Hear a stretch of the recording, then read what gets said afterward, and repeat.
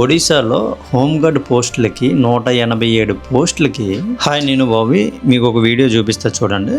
ఒడిశాలో హోంగార్డ్ పోస్టులకి 187 పోస్టులకి దగ్గర 9,000 మంది వచ్చారు ఎగ్జామ్ రాయడానికి. చూడండి, అంటే గవర్నమెంట్ ఉద్యోగాల కోసం ఎంత వెయిట్ చేస్తున్నారంటే, నాట్ ఇన్ ఒడిశా, మొత్తం ఇండియాలో ఎక్కడైనా కానీ గవర్నమెంట్ జాబ్ అంటే గట్టిగానే అప్లై చేస్తారు. నేనేమంటున్నానంటే ఈ వీడియో చూసిన తర్వాత, అంటే గవర్నమెంట్ జాబ్ అనేది డ్రీమ్, అది వన్ టైం ఒక్కసారి కానీ జాబ్ కొడితే ఇంక లైఫ్ టైం చూడవసరం లేదు, ఒక ధైర్యం అయితే ఉంటుంది, అది నాకు తెలుసు.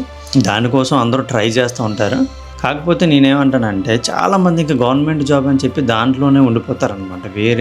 వేరే ఆప్షన్ చూసుకోకుండా దాని మీద ఉండిపోవడానికి ట్రై చేస్తారు. కానీ మీరు ఉన్నంత మాత్రాన అన్ని పోస్టులు ఉండాలి కదా ఇవ్వడానికి. కాబట్టి అట్ ఏ టైము వేరే ఆప్షన్ కూడా పెట్టుకోండి. వేరేగా ఇది కాకపోతే వేరేగా ఎలా సెటిల్ అవ్వచ్చు, ఏ జాబ్కి వెళ్ళచ్చు, దానికి ఏం నేర్చుకోవాలి అన్న దానికి కూడా రెడీగా ఉండాలి.